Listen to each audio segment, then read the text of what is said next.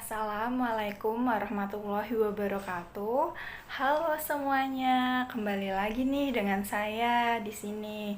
Nah, seperti video-video yang kemarin yang telah saya buat, saya di sini juga akan kembali memberikan video edukasi terkait mata kuliah audit bank. Nah, di sini sebelum saya memberikan video edukasi kembali yang dimana akan sangat-sangat bermanfaat untuk kita semua, yang dimana akan menambah ilmu pengetahuan kita. Sebelum kembali ke video edukasinya, perkenankan untuk saya memperkenalkan universitas di mana tempat saya mengampu pendidikan S1 akuntansi. Nah, pasti pada bingung kan di mana sih kuliahnya gitu. Nah, saya sendiri kuliah di Universitas Tikubang atau yang lebih dikenal dengan Unisbank. Nah, Unisbank sendiri merupakan salah satu perguruan tinggi swasta yang ada di Jawa Tengah. Di Jawa Tengah mana, Kak? Nah, Jawa Tengahnya adalah tempatnya di Semarang. Diingat ya, di Semarang. Jadi, Unisbank ini mempunyai dua kampus, yaitu kampus pertama yaitu yang ada di Kampus Mugas dan yang kedua yaitu di Kampus Kendeng. Jadi, Kampus Mugas itu terletak pada Jalan Trilomba Juang nomor 1 Semarang. Sedangkan Kampus Kendeng terletak Jalan Kendeng 5 Bendan Ngisor Semarang.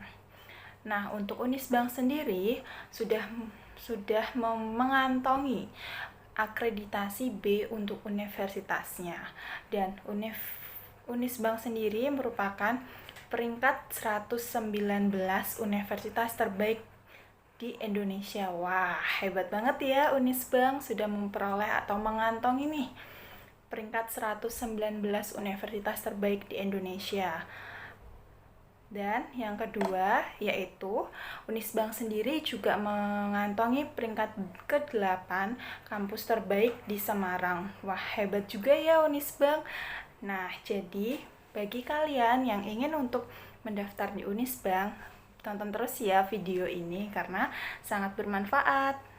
Nah, jadi pada slide yang ini saya akan menjelaskan terkait fakultas apa saja yang ada di Universitas Tikubang atau yang lebih dikenal dengan Unisbank Semarang. Jadi, di Unisbank Semarang sendiri terdapat Fakultas Ekonomi dan Bisnis, dan ada lagi Bahasa dan Ilmu Budaya, ada Hukum, ada Teknologi Informasi, ada Teknik Industri, ada Pariwisata, dan ada juga Pasca Sarjana.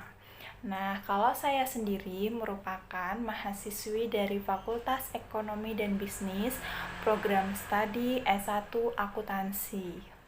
Jadi, di Fakultas Ekonomika dan Bisnis terdapat 4 program studi, atau yang lebih di apa aja sih yang ada di 4 program ini, yaitu yang pertama terdapat S1 Akuntansi yang sudah terakreditasi A, dan S1 Manajemen yang sudah juga terakreditasi A, dan yang ketiga ada D3 Keuangan dan Perbankan di mana juga akreditasinya sudah A, dan yang keempat terdapat Profesi Akuntansi Fakultas Ekonomika dan Bisnis, akreditasinya masih B.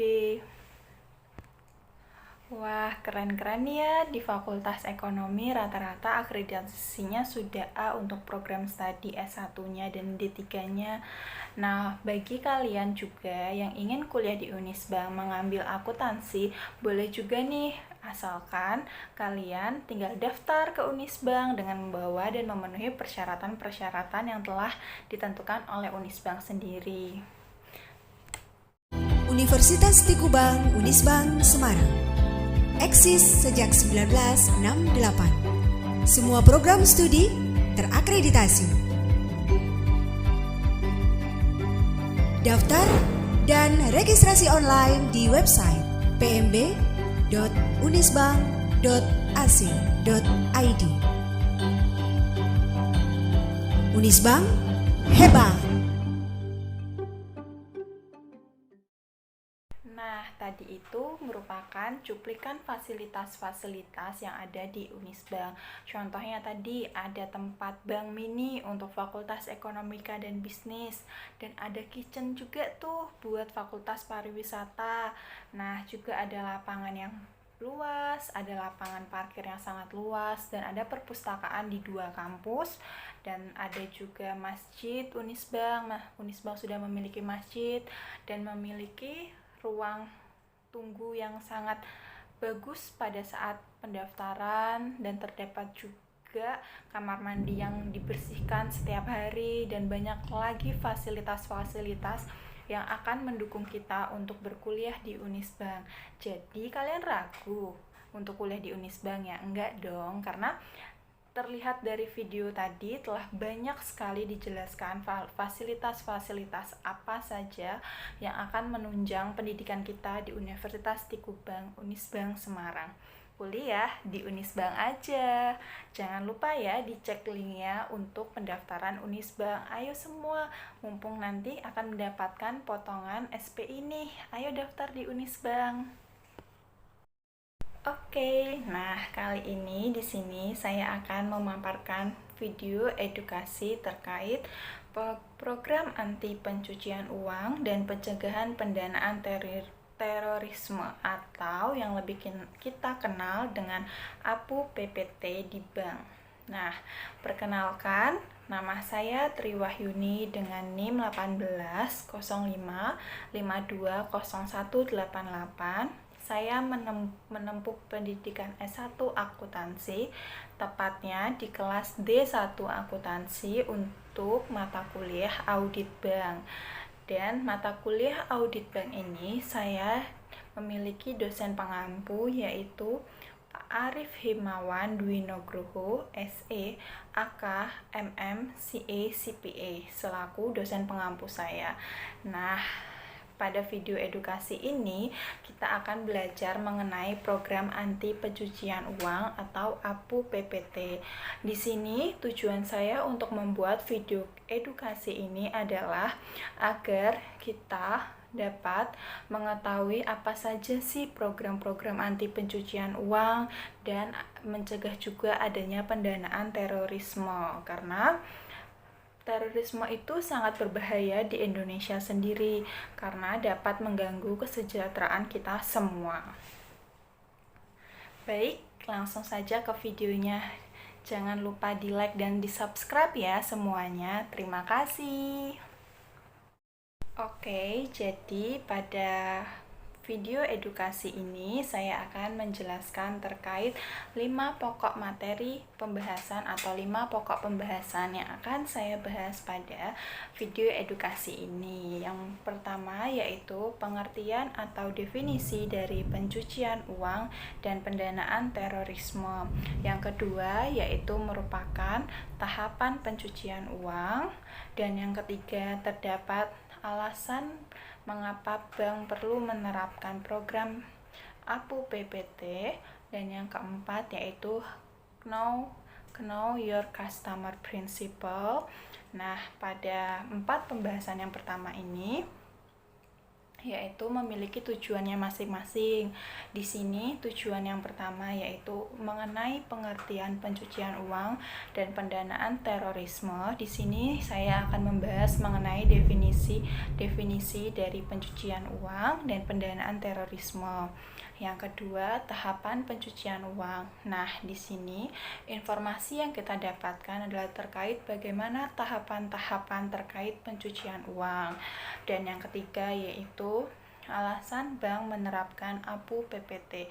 Pada alasan ini kita akan mengetahui mengapa sih bank itu menerapkan APU PPT, kenapa tidak yang lain seperti itu. Dan yang keempat yaitu know your customer principle adalah mengetahui apa orientasi dari customer bank tersebut. Oke, jadi materi presentasi yang akan saya bahas pada video edukasi ini adalah yang kelima, yaitu mengenai pilar program APU PPT. Jadi pada pilar program APU PPT ini akan menjelaskan pilar-pilar yang ada pada APU PPT tersebut. Namun pada program ini kita dapat mengetahui atau dapat mempelajari bagaimana saja program-program terkait anti pencucian uang dan pendanaan terorisme yang ada. Baik, jadi kita lanjut saja ke dalam pokok pembahasan yang pertama, yaitu terkait definisi pencucian uang dan pendanaan terorisme. Jadi pasti pada udah kepo kan atau penasaran apa sih itu pencucian uang dan pendanaan terorisme. Jadi kita langsung saja ya ke pembahasannya. Oke, selanjutnya yang akan saya bahas pertama kali di sini yaitu terkait dari pencucian uang. Jadi, pencucian uang adalah suatu proses atau perbuatan bertujuan untuk menyembunyikan atau menyamarkan asal-usul uang atau harta kekayaan dari hasil tindak pidana, kemudian diubah seolah-olah berasal dari kegiatan yang sah atau ilegal. Nah, maksudnya bagaimana sih pencucian uang ini? Nah, pencucian uang itu biasanya kita mendapatkan dana dari kegiatan yang ilegal. Lalu pelaku pencucian uang tersebut menyamarkan asal-usul uang tersebut.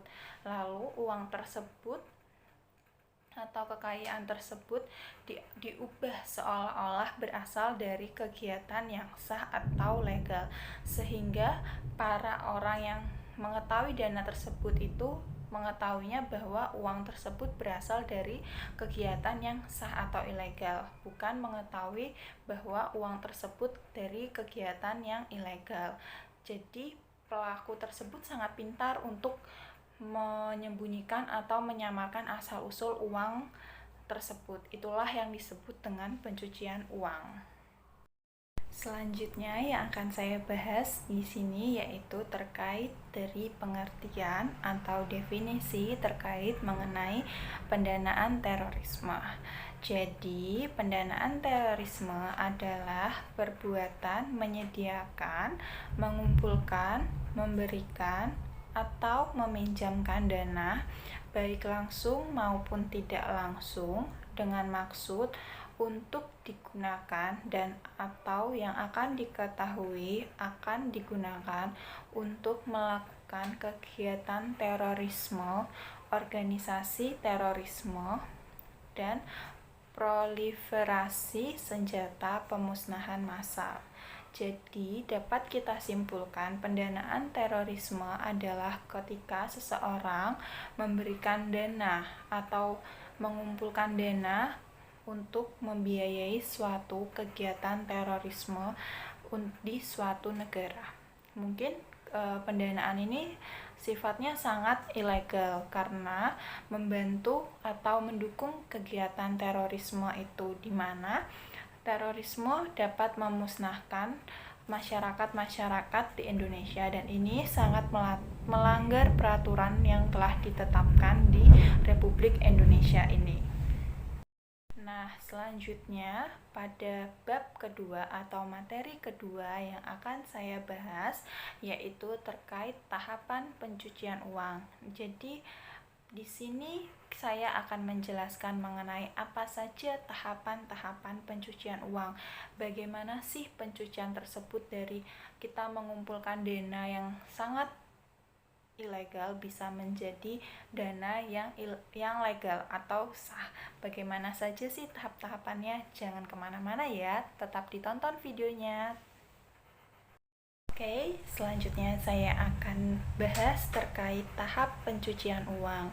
Jadi, di sini tahapan apa saja sih yang akan ada di pencucian uang tersebut dan bagaimana tahapan tersebut? Yang pertama, tahapan pencucian uang adalah pelaku menerima atau mengumpulkan dana-dana dari kegiatan pencucian uang. Di sini, pelaku itu mengumpulkan semua dana yang bisa dia peroleh dari tindakan pencucian uang. Lalu selanjutnya tahapan yang kedua yaitu placement. Placement sendiri adalah penempatan dana ke dalam sistem keuangan.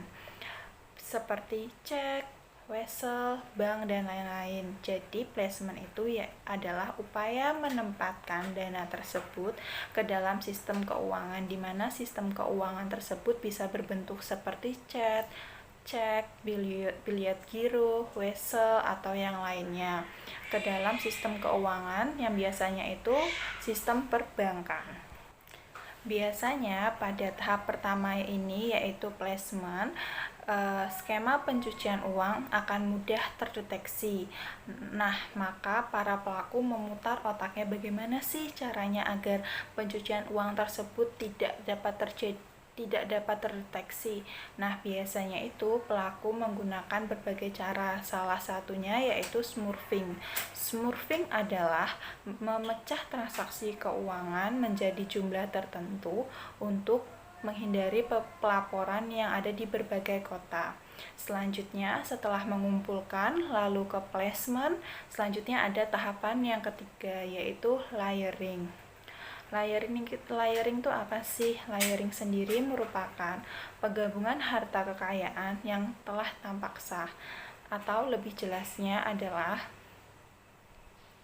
upaya untuk mentransfer harta kekayaan yang berasal dari tindak pidana yang telah berhasil ditempatkan pada penyediaan jasa keuangan terutama bank sebagai hasil upaya penempatan ke penyediaan jasa keuangan yang lain. Jadi, pada tahapan ini yaitu penggabungan harta ilegal dengan harta legal digabungkan menjadi satu dan ditransfer atau dipindah tempatkan ke penyedia jasa keuangan lain, sehingga pada tahapan ini terlihat dana yang diperoleh itu akan tampak legal atau sah.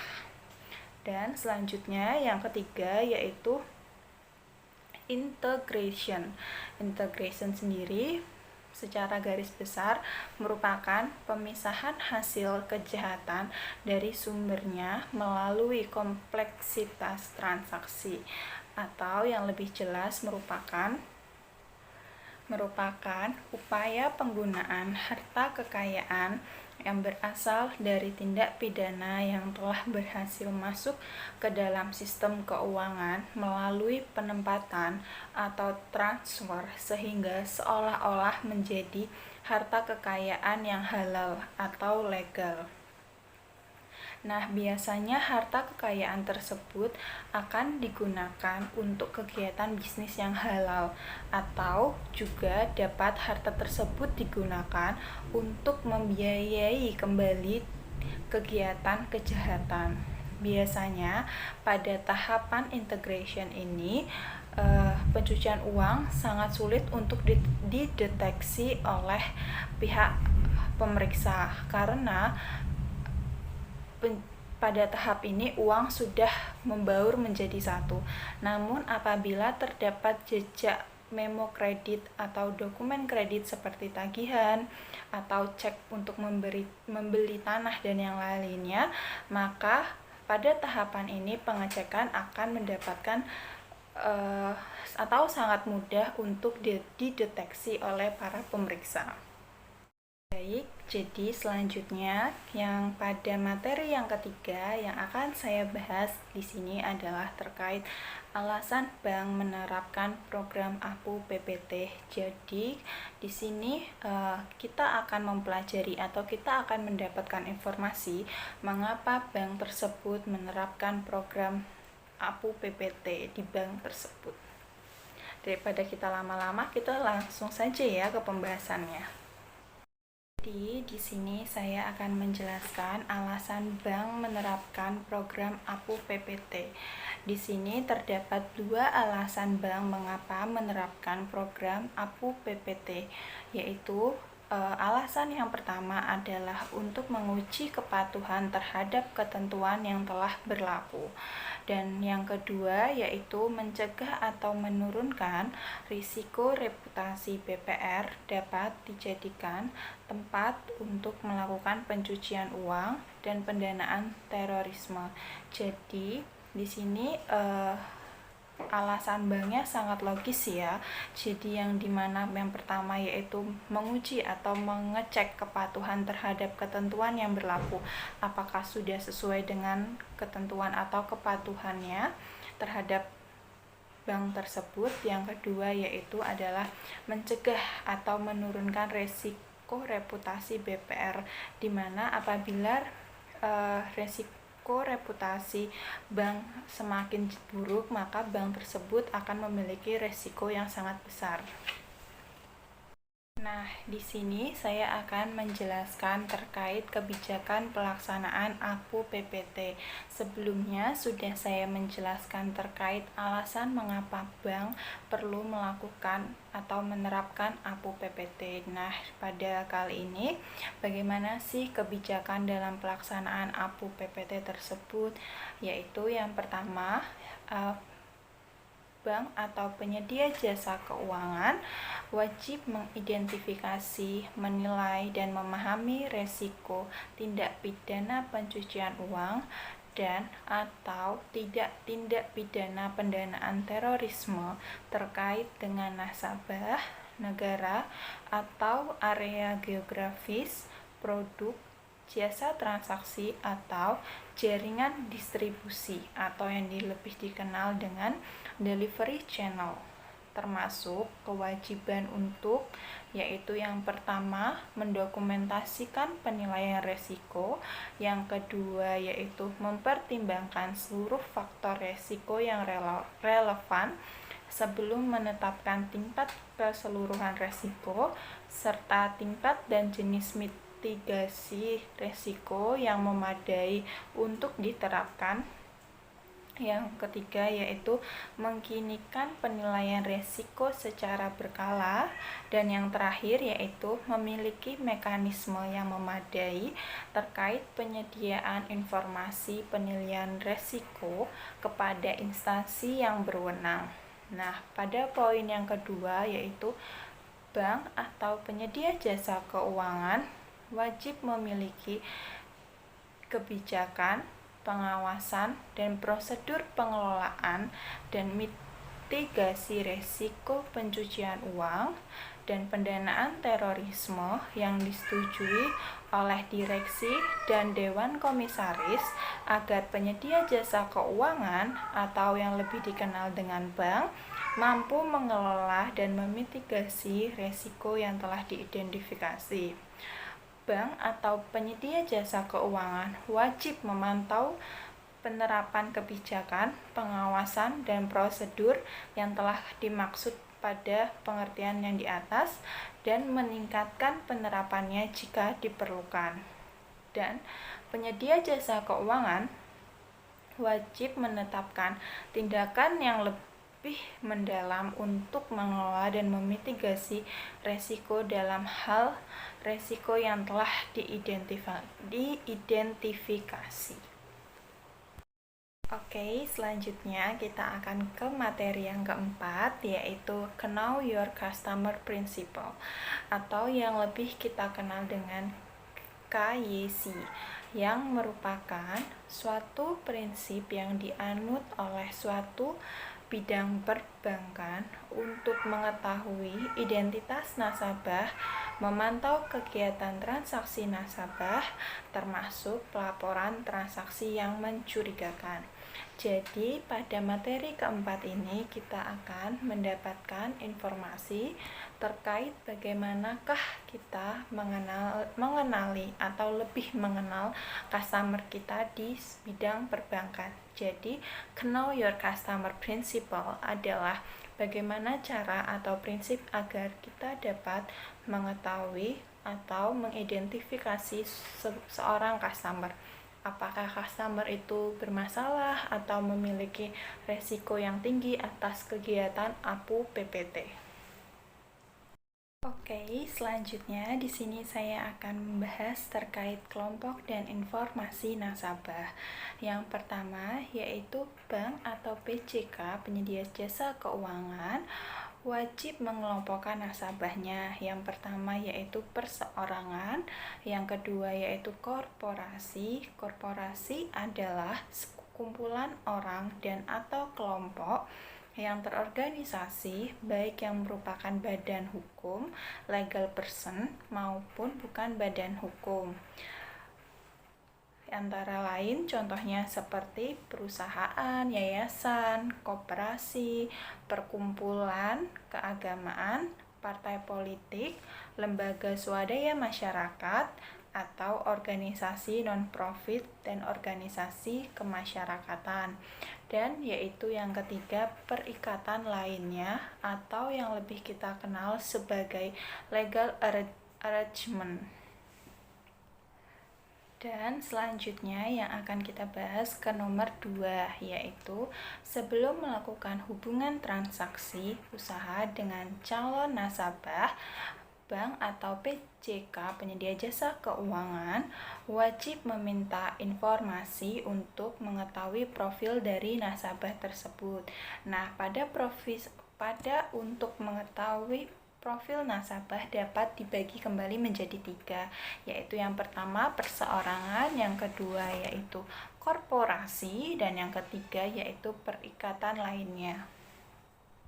Nah, untuk identifikasi calon nasabah perseorangan, natural person, identitas yang memuat, yaitu yang pertama terdapat nama lengkap termasuk nama alias jika ada, yang kedua yaitu terkait nomor dokumen identitas, dan yang ketiga yaitu alamat tempat tinggal sesuai dokumen identitas dan alamat tempat tinggal lain jika ada, dan yang ketiga tempat dan tanggal lahir, yang keempat kewarganegaraan, yang kelima ada pekerjaan, yang keenam alamat dan nomor telepon tempat kerja jika ada, yang ketujuh yaitu jenis kelamin, dan yang kedelapan yaitu status perkawinan. Selanjutnya kita akan membahas terkait identitas bagi calon nasabah korporasi. Yang pertama yaitu nama, yang kedua yaitu nomor izin dari instansi yang berwenang, dan yang ketiga terdapat bidang usaha atau kegiatan, yang keempat terkait alamat kedudukan, yang kelima terkait tempat dan tanggal pendirian, yang keenam terkait bentuk badan hukum atau badan usaha, yang ketujuh terkait identitas pemilik manfaat atau yang lebih dikenal beneficial owner apabila calon nasabah memiliki pemilik manfaat, yang kedelapan yaitu sumber dana, dan yang kesembilan yaitu maksud dan tujuan hubungan usaha atau transaksi yang akan dilakukan calon nasabah. Selanjutnya setelah perseorangan dan calon nasabah korporasi, saya akan membahas terkait bagaimana meminta informasi nasabah untuk calon nasabah perikatan lainnya. Yang pertama yaitu terdapat nama, yang kedua ada nomor izin dari instansi berwenang jika ada, yang ketiga alamat kedudukan, yang keempat yaitu terkait bentuk perikatan atau legal arrangement, yang kelima identitas pemilik manfaat beneficial owner apabila calon nasabah memiliki pemilik manfaat beneficial owner, yang keenam yaitu sumber dana, dan yang ketujuh maksud dan tujuan hubungan atau transaksi yang dilakukan calon nasabah. Oke, selanjutnya yang ketiga yaitu calon nasabah perseorangan.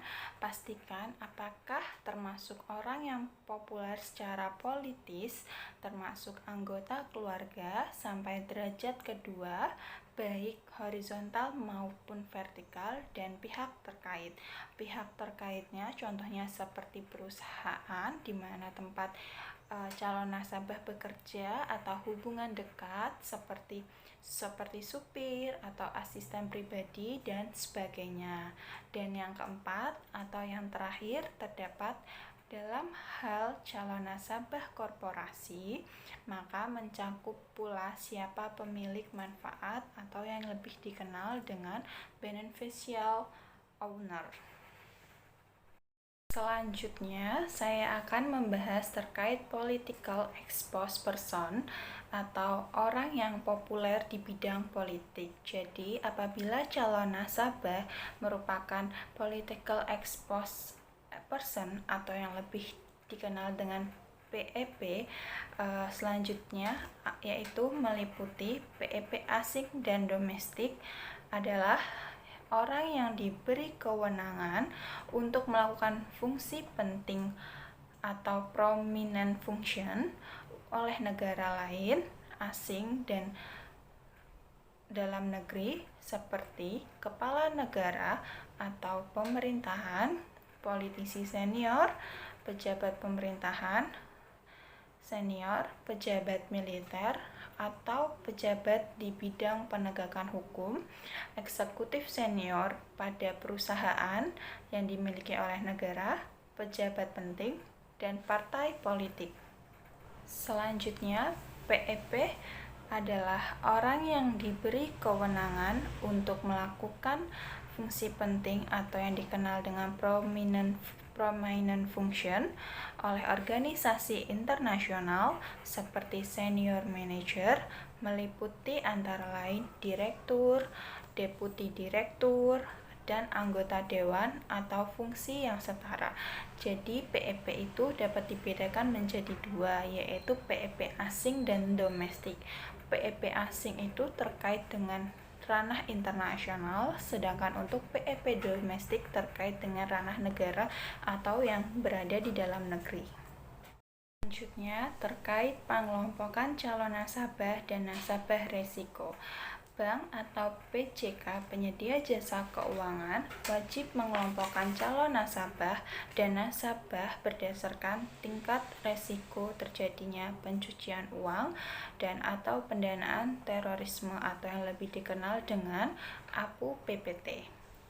Pengelompokan calon nasabah dan nasabah berdasarkan tingkat resiko dilakukan berdasarkan analisis yang kurang lebih meliputi 8 analisis. Yang pertama yaitu terkait identitas nasabah, dan yang kedua yaitu terkait dengan lokasi usaha bagi nasabah perusahaan, yang ketiga yaitu profil dari nasabah tersebut, yang keempat frekuensi transaksi, yang kelima kegiatan usaha nasabah, dan yang keenam terkait struktur kepemilikan bagi nasabah perusahaan, yang ketujuh yaitu produk, jasa, dan jaringan distribusi yang digunakan oleh nasabah atau jaringan distribusi yang kita kenal dengan bahasa lainnya yaitu delivery channel.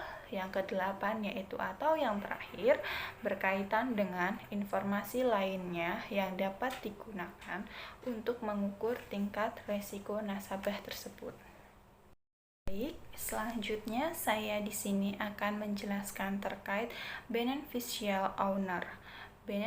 Beneficial owner atau yang lebih dikenal dengan pemilik manfaat adalah setiap orang yang pertama yaitu berhak atas menerima manfaat tertentu yang berkaitan dengan rekening nasabah, dan yang kedua yaitu setiap orang yang merupakan pemilik sebenarnya dari dana dan atau efek yang ditempatkan pada PJK atau penyedia jasa keuangan ultimately owned account.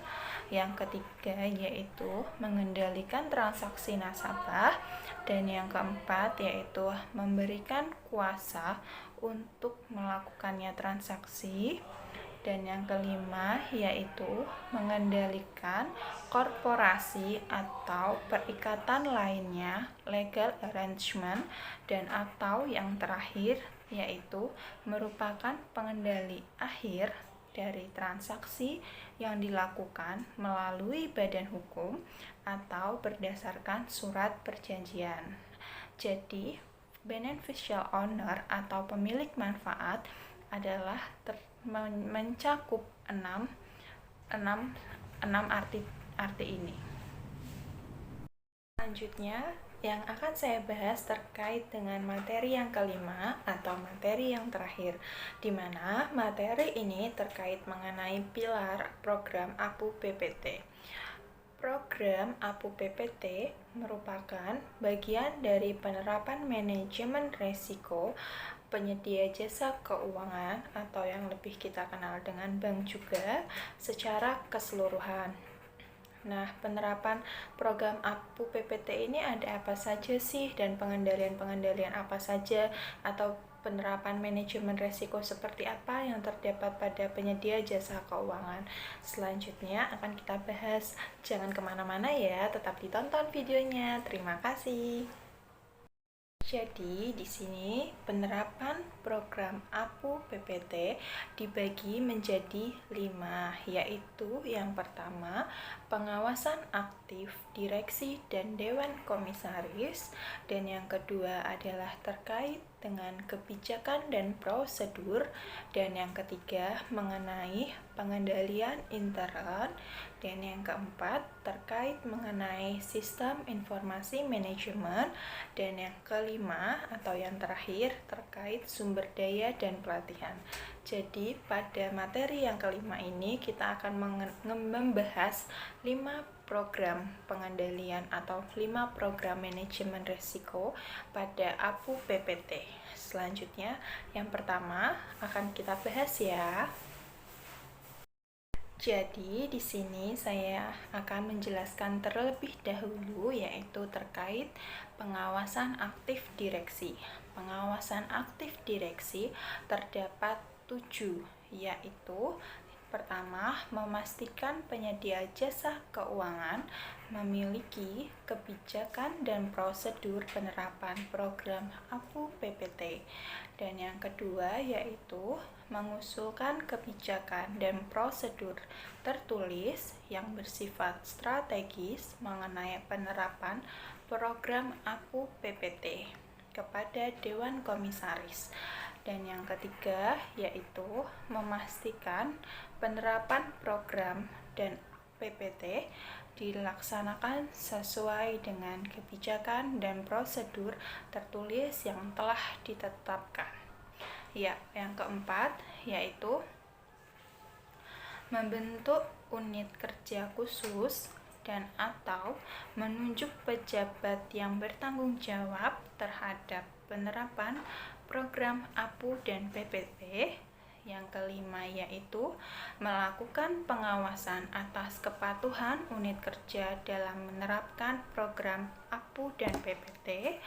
Dan yang keenam yaitu adalah memastikan bahwa kebijakan dan prosedur tertulis mengenai penerapan program APU dan PPT sejalan dengan perubahan dan pengembangan produk, jasa, dan teknologi di sektor jasa keuangan serta sesuai dengan perkembangan modus pencucian uang dan atau pendanaan terorisme.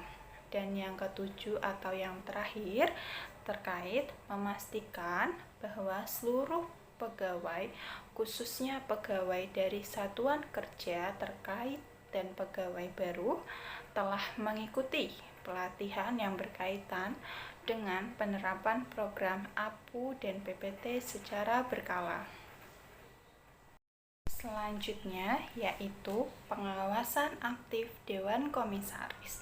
Jadi pengawasan aktif Dewan Komisaris paling kurang meliputi 3 pokok, yaitu yang pertama adalah memberikan persetujuan atas kebijakan dan prosedur penerapan program APU dan PPT yang diusulkan oleh Dewan Direksi. Yang kedua yaitu melakukan pengawasan atas pelaksanaan tanggung jawab direksi terhadap penerapan program APU dan PPT.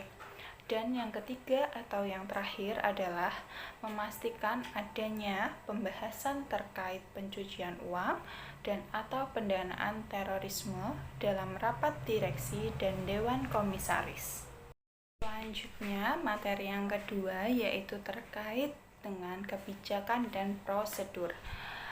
Kebijakan dan prosedur Penyedia jasa keuangan atau bank wajib memiliki kebijakan dan prosedur untuk mengelola dan memitigasi resiko pencucian uang dan atau pendanaan terorisme yang diidentifikasi sesuai dengan penilaian resiko. Yang kedua yaitu kebijakan dan prosedur penerapan program APU PPT sebagai paling sedikit harus meliputi yang pertama yaitu identifikasi dan verifikasi nasabah, dan yang kedua yaitu identifikasi dan verifikasi beneficial owner, yang ketiga yaitu penutupan hubungan atau penolakan transaksi, dan yang keempat yaitu pengelolaan resiko pencucian uang dan atau pendanaan terorisme yang berkelanjutan terkait dengan nasabah, negara, produk, dan jasa, serta jaringan distribusi atau yang lebih dikenal dengan delivery channel. Selanjutnya, yang kelima yaitu pemeliharaan data yang akurat terkait dengan transaksi penatausahaan proses CDD dan penataan usaha kebijakan prosedur. Yang keenam yaitu pengkinian atau pemantauan. Yang ketujuh yaitu pelaporan kepada pejabat senior, direksi, dan Dewan Komisaris terkait pelaksanaan kebijakan dan prosedur penerapan APU dan PPT. Dan yang kedelapan atau yang terakhir adalah pelaporan kepada PPATK. PPATK itu apa sih? PPATK merupakan pusat pelaporan dan analisis transaksi keuangan. Jadi, jika dicurigai adanya transaksi APU PPT, maka kita dapat melaporkannya kepada PPATK atau yang lebih kita kenal dengan Pusat Pelaporan dan Analisis Transaksi Keuangan. Selanjutnya, pilar program APU PPT yang ketiga yaitu terkait dengan pengendalian intern. PJK atau penyedia jasa keuangan atau bank wajib memiliki sistem pengendalian intern yang efektif. Pelaksanaan sistem pengendalian intern yang efektif antara lain dibuktikan dengan yaitu yang pertama, dimilikinya kebijakan, prosedur, dan pemantauan internal yang memadai. Jadi pada ini tidak adanya terjadinya penyelewengan karena adanya pemantauan internal yang sangat baik. Dan yang kedua yaitu terkait dengan adanya batasan wewenang dan tanggung jawab satuan kerja terkait dengan penerapan program APU dan PPT.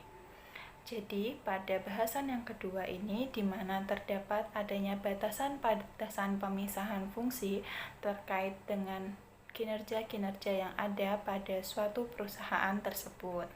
Dan yang ketiga, yaitu dilakukannya pemeriksaan secara independen dan memastikan bahwa efektivitas penerapan program APU dan PPT.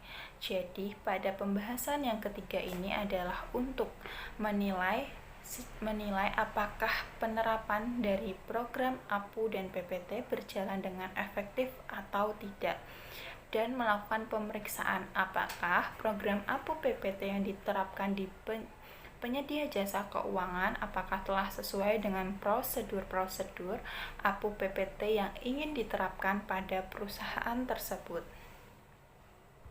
Selanjutnya yaitu terkait dengan program pilar APU PPT yang keempat adalah terkait mengenai sistem informasi manajemen. Jadi, penyedia jasa keuangan atau bank wajib memiliki sistem informasi yang dapat mengidentifikasi, menganalisis, memantau, dan menyediakan laporan secara efektif mengenai karakteristik transaksi yang dilakukan oleh nasabah. Yang kedua yaitu bank wajib memiliki dan memelihara profil nasabah secara terpadu atau Single Customer Identification File, paling kurang meliputi informasi yang ada. Yang ketiga yaitu bank wajib memiliki dan memelihara profil WIC atau Walk-in Customer. Dan yang terakhir atau yang keempat adalah terkait kebijakan dan prosedur sebagaimana dimaksud dalam pasal 13 ayat 2 wajib mempertimbangkan faktor teknologi informasi yang berpotensi disalahgunakan oleh pelaku pencucian uang atau pendanaan terorisme. Jadi, sistem informasi manajemen ini sangatlah penting dalam pilar APU PPT. Karena sistem informasi ini mampu membantu bank untuk menganalisis, mengidentifikasi, memantau, dan menyediakan laporan secara efektif untuk pencegahan adanya APU PPT di dalam penyediaan jasa keuangan. Baik, selanjutnya di sini saya akan menjelaskan terkait mengenai sumber daya manusia dan pelatihan.